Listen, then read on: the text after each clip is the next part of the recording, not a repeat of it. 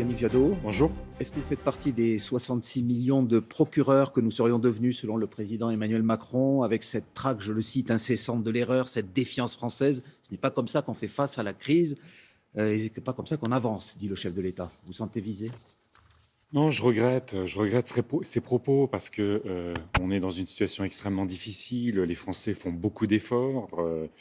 Il y a beaucoup de déprimes, d'angoisses, de situations sociales, de décrochage social extrêmement lourdes. Et le président de la République qui engueule les Français, c'est pas à la hauteur de sa responsabilité. Surtout que le président de la République a choisi un mode de gestion de la crise très solitaire. Il y a son conseil de défense, c'est à peine le conseil des ministres, l'Assemblée nationale ne débat pas. À chaque fois qu'il y a un maire qui dit « attention, j'ai pas les doses », même parfois des maires de la majorité qui disent « j'ai pas les doses, ça s'organise mal, pourquoi on n'a pas l'information ?» C'est toujours, il engueule tout le monde. Les maires sont pas à la hauteur, les présidents de région sont pas à la hauteur, et maintenant ce sont les Français qui sont pas à la hauteur. Je crois que le président de la République devrait parfois, y compris devant les Français, parce que c'est une attente des Français, dire, eh ben là, on s'est planté. Alors, là, on s'est trompé. Notre stratégie vaccinale a mal commencé.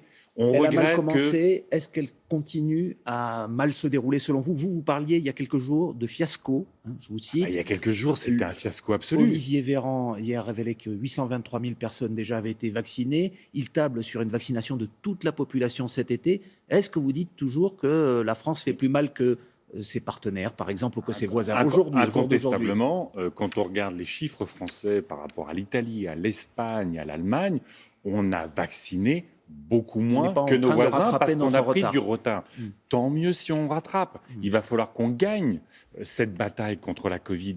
Mais chaque jour perdu, ce sont des morts qu'on aurait pu éviter. Sinon, on ne comprend rien au couvre-feu à 18h, le débat sur le confinement, s'il n'y avait pas une urgence quasi quotidienne. Et moi, encore une fois, je regrette que le président de la République, autour du conseil scientifique, ne réunisse pas les grands élus locaux, ne réunissent pas le patronat, les syndicats, les forces politiques, parce que nous sommes face à un virus et face à beaucoup d'inconnus, et donc il faut, plutôt que la prétention d'un seul, il faut l'intelligence collective.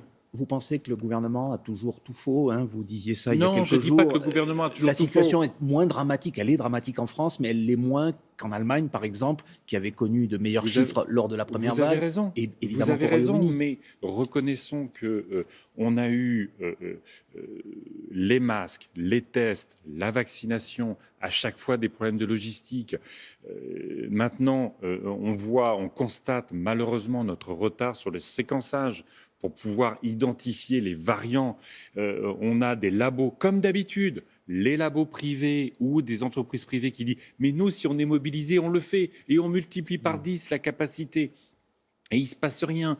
On avait le professeur Frogel à Lille qui disait « moi, je veux travailler sur le séquençage ». Il était obligé de trouver de l'argent dans le privé parce que l'État ne lui donnait pas d'argent. Et maintenant, on nous donne des statistiques totalement floues sur la présence du variant anglais ou du variant sud-africain sur notre territoire. Et bien, à chaque fois, il y a une forme de mépris de la logistique, le mépris de celles et de ceux qui sont sur le terrain. Et c'est un facteur d'inefficacité. Vous donnez justement cette information, vous rappelez ce qui se passe avec le variant. Est-ce que vous admettez que c'est compliqué aujourd'hui pour n'importe quel dirigeant d'avoir une vision à moyen et même pas à long terme lorsqu'on est face à une maladie et une épidémie aussi imprévisible? C'est une épidémie et elle est...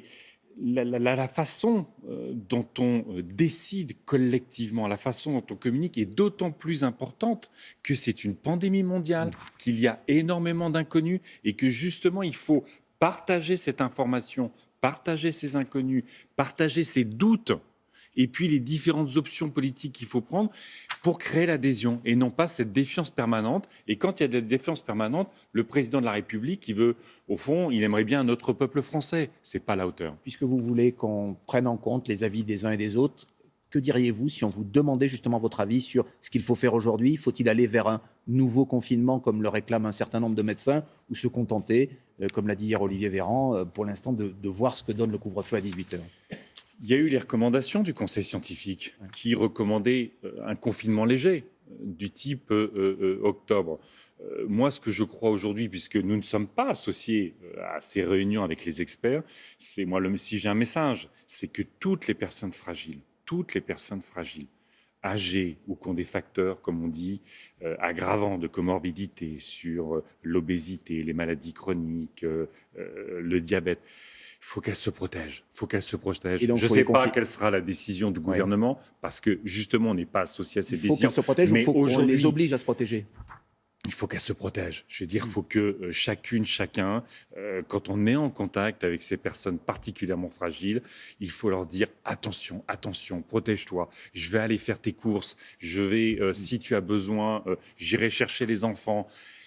Qu'on s'organise pour protéger ces personnes vulnérables parce qu'effectivement, on ne sait pas quel est notre avenir dans les prochains jours. On va parler du climat. L'une des premières décisions du nouveau président américain Joe Biden, c'est, on le sait, de revenir dans l'accord de Paris. J'imagine que vous saluez cette décision. Mais est-ce que cela va changer quelque chose alors que les objectifs de l'accord de Paris sont pour l'instant loin d'être atteints? L'ONU disait en décembre qu'à ce rythme-là, on aura 3 degrés minimum de réchauffement à la fin du siècle. Donc on est loin des objectifs de l'accord de Paris. Vous avez raison de le souligner. L'année 2020 sera probablement au niveau mondial. C'est déjà le cas au niveau de la France et de l'Europe, l'année la plus chaude. On a vu et on voit toutes les catastrophes. 3 à 4 degrés, c'est le chaos. Il ne faut pas se raconter d'histoire, c'est le chaos à l'échelle mondiale.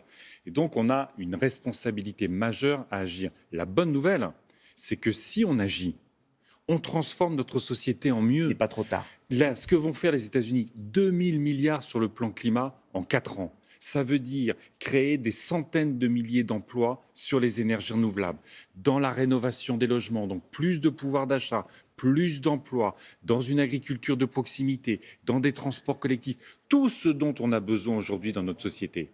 Plus de boulot, plus d'entreprises, plus d'innovation, plus de solidarité, de partage. C'est grâce à l'action climatique. C'est grâce à l'action climatique. Et l'Europe doit être au niveau, parce que là, vous voyez bien qu'il y a une forme de compétition qui peut être salutaire. Parce que quand les Américains ils mettent 2000 milliards sur le climat, c'est aussi pour créer l'économie décarbonée qui sera une économie plus forte pour les décennies à venir. Et l'Europe, elle est au niveau aujourd'hui ? L'Europe, on n'est pas à 2000 milliards. On en est très très loin. On aligne des centaines de millions.